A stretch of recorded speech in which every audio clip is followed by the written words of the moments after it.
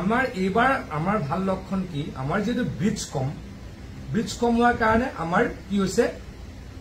Country সাইডত effective মানুহৰ সংখ্যাও কম এই কথাখিনি আমি যাতে ধৰি ৰাখিব পাৰো এটো যাতে কন্টিনিউ কৰি ৰাখিব পাৰো আৰু সকলোৱে একেমুখে স্বীকাৰ কৰিছে যে আমি যে আজিকালি লগত মথাউৰিটো মেৰামতি কৰিলো আগতে 1.5 বছৰলৈকে নহৈছিল 2 বছৰলৈকে নহৈছিল আজিকালি লগত মেৰামতি কৰিলো সকলোৱে এটো এপ্ৰিচিয়েট কৰিছে আৰু আপোনালোকে তাৰ সকলোৱে প্ৰশংসাৰ পাত্ৰ এই কথাখিনি মই কৈ থলো এতিয়া আপোনালোকক মই এটা দুটা অনুৰোধ এটোৱে কৰিম আৰু এক মাহ যাতে অকমান সচেতন হৈ থাকো এক মাহ যাতে সচেতন হৈ থাকো যাতে কামখিনি ভালকে কৰো তাৰ পাছত মই ভাবি আছো আমাৰ নৱেম্বৰ মাহত যেতিয়া বা ডিসেম্বৰ ফাৰ্ষ্ট উইক মানৰ পৰা কাম আৰম্ভ হ'ব নৱেম্বৰ মিড নৱেম্বৰত আমি এখন মিটিং পাতিম অৱশ্যে যোৱাবাৰ যেনেকৈ পাতিছিলো সকলো ইঞ্জিনিয়াৰ দুদিনৰ কাৰণে মাতিম সকলোৰে এক্সপেৰিয়েন্সৰ লম সকলোৱে কি কৰিলে চাম এইকেইদিন এইটো কাৰণে মাতা নাই বানপানী চলি আছে কাৰণে মই ইন্টেনশনালি কাকো মাতাও নাই বা মই কাৰো লগত তেনেকা আহিবলৈ কতো দিয়া নাই কিন্তু আমি বানপানী শেষ হৈ যোৱাৰ পাছত আব্বাসী ডাঙৰীয়া এখন মিটিং আপুনি দিব দুদিনৰ কাৰণে ঠিক আছে আমি এখন কৰ্মশালা কৰিম স্যাৰ এইটো পূজা জাষ্ট পাছত কৰিম বানপানী শেষ হ'ল তাৰ পাছত আমাৰ এক্সপেৰিয়েন্স বিলাক শ্বেয়াৰ কৰিম অহা বছৰ আৰু কি কৰিলে আজি ধৰক আমাৰ মোৰ মনত আছে আখতাৰ ডাঙৰীয়া আৰম্ভ কৰিছিলে মেগা টিউবটো সিংহৰা নদীত হয়নে আখতাৰ ডাঙৰীয়া হয়নে মই এপ্ৰিচিয়েট কৰিব জানো আপুনি কৰিছিল মই এপ্ৰিচিয়েট কৰিছো তো তেওঁ যদি আমাৰ লগত শ্বেয়াৰ নকৰিলে হয় আমিতো বেলেগত নাপালো হয়নে না কওক মেগা টিউবটো আনিছিলে আমাৰ লখিমপুৰত আখতাৰ ডাঙৰীয়া তেওঁ আমাৰ লগত শ্বেয়াৰ কৰিলে আমি শ্বেয়াৰ কৰাৰ কাৰণে গোটেইটো অসমলৈকে লৈ গলো যিটোৰ পৰা ট্ৰিমেণ্ডাছ আমাৰ চেঞ্জেছ আহিছে এচিভমেণ্টটো আহিছে এবাৰ টিংকু মজুমদাৰে যিটো কষ্টত 28 দিনত আমাৰ হাতীমুৰা মাৰিছে সেইটো নহলেতো মাৰিবই নোৱাৰিলো আমি সাহসে কৰিব নোৱাৰিলো মানে মেগা টিউব নহলে এখন বুৱতী নদী আছিলে হাতীমুৰা বান্ধটো আছিলে যেতিয়া আমি যেতিয়া কফাৰ ডামটো বান্ধি দিলো সেইখনতো নদী আছিল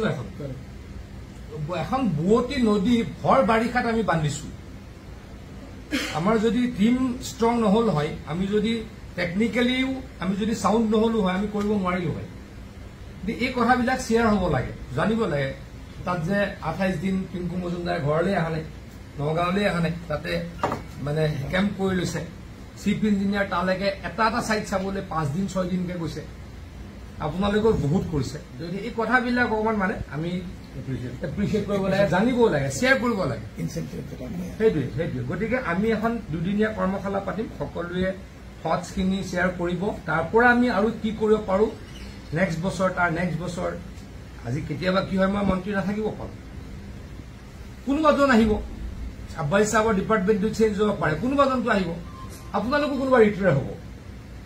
আৰু আণ্ডাৰ মবিলিটিটো আপোনাৰ বেলেগ ডিপাৰ্টমেণ্টতো যাব পাৰে আজিকালিতো তেনেকুৱা নাই মবিলিটি হৈ গ'ল গতিকে আমিতো কিবা এটা কৰি থৈ গৈছিলো সেই ডেট ইজ মোৰ ইম্পৰ্টেণ্ট যে আমি যেতিয়া ৱাটাৰ ৰিচোৰ্চেছ আছিলো খাওন ডাঙৰীয়া আমি কিবা এটা কৰি থৈ গৈছিলো সেইকাৰণে আমি আৰু অলপ কাম কৰিব লাগিব আপোনালোকক চিৰিয়াছ মই অনুৰোধ কৰোঁ আৰু মই এইটো এবাৰ এষ্টাব্লিছ কৰিবলৈ অলপ চাগে সক্ষম হৈছো যে ৱাটাৰ ৰিচোৰ্চ ডিপাৰ্টমেণ্টে যোৱা 3 বছৰ যথেষ্ট কাম কৰিছে আনকি অপজিশ্যনৰ এমএলএ সকলেও প্ৰায় একেমুখে স্বীকাৰ কৰিছে এগৰাকী দুগৰাকী ব্যক্তিয়ে মাত্ৰ কৈছিলে ফাণ্ড ডিষ্ট্ৰিবিউশ্যন কিন্তু মই সকলো এটা এটাকে কৈ দিয়াৰ পাছত সকলো মানি গ'ল কিন্তু সকলোৱে একেমুখে স্বীকাৰ কৰে যে এইখন গভৰ্ণমেণ্টত হিমন্ত বিশ্ব শৰ্মা ডাঙৰীয়াৰ চৰকাৰৰ দিনত ৱাটাৰ ৰিচোৰ্চ ডিপাৰ্টমেণ্টে যথেষ্ট কাম কৰিছে বুলি স্বীকাৰ কৰে আৰু এটা কথা মই এবাৰ বিধানসভাত বুজাবলৈ যত্ন কৰিছিলো যে বানপানী আমি এবাৰ ক'ত দেখা পাইছো আমাৰ ধৰি ললো ওচৰে পাজৰে 8টা 10টা আমাৰ মথাউৰি ভাঙিছে ৱাটাৰ ৰিচোৰ্চ হৈ গৈছে মোৰ যিখিনি এক্সপেৰিয়েন্স হ'ল যে এটা মথাউৰি ভাঙিলে আমাৰ 3টামান পঞ্চায়ত এফেক্ট হয় তো 3টা পঞ্চায়তত মানে কিমান মানুহ 15,000কে মানুহ থাকে এটা পঞ্চায়তত 40-45,000 মানুহ এফেক্ট হয় গতিকে অসমত এবাৰ বানপানী ক'ত হ'ল আমাৰ 10টা আমাৰ মথাউৰি আমাৰ ডেফিনেটলি পিএনআৰডি অলপ ভাঙিছে সেইবিলাকো মেৰামতি আমি কৰি আছো গতিকে বানপানীৰ পৰা আমি ৰেছপন্সিবিলিটি ক'ত ল'ম ৱাটাৰ ৰিচোৰ্চে দুটা ৰেছপন্সিবিলিটি লওঁ আমাৰ গৰাখহনীয়া ডেফিনেটলি লওঁ সেইটো আমাৰ ৰিভাৰ চাইড আৰু বাকী বানপানী ক'ত লওঁ কাণ্ট্ৰি চাইড বানপানী আমি ৰিভাৰ চাইডত একো কৰিব নোৱাৰো আৰু তেখেতলোকে যিসকলে ৰিভাৰ চাইডত থাকে তেওঁলোকে ডিচাইড যোৱাকালিলৈকে আমাৰ জাগীৰোড সমষ্টিত 16,800তকৈ অধিক বিজেপিৰ মেম্বাৰশ্বিপ হৈছে। মই সকলোকে ধন্যবাদ জ্ঞাপন কৰিছোঁ। সকলোকে বিজেপি দললৈকে উষ্ম আদৰণি জনাইছোঁ। আৰু মাত্ৰ 7টা দিনৰ ভিতৰত এই প্ৰায় 17,000 মানুহে বিজেপিৰ মেম্বাৰশ্বিপ লোৱাৰ কাৰণে মই অত্যন্ত সুখী হৈছোঁ। আকৌ তেখেতলোকক ধন্যবাদ জ্ঞাপন কৰিছোঁ। সমগ্ৰ অসমত যোৱাকালিলৈকে 12 লাখতকৈ অধিক ব্যক্তিয়ে বিজেপি দলৰ মেম্বাৰশ্বিপ লৈছে। আৰু এইটো মেম্বাৰশ্বিপ লওঁতে নিজে আহিব লাগিব, নিজে নিজৰ মোবাইলৰ পৰা মিছ কল দিব লাগিব, তাত এখন ফৰ্ম আহিব, ফৰ্মখন ফিল আপ কৰিব লাগিব। গতিকে কোনো জবৰদস্তি আনিব নোৱাৰে বা কোনো ঘৰত বহি কৰি দিব নোৱাৰে। যে তাৰ মাজতো যে 7 দিনত 12 লাখ মানুহ অসমত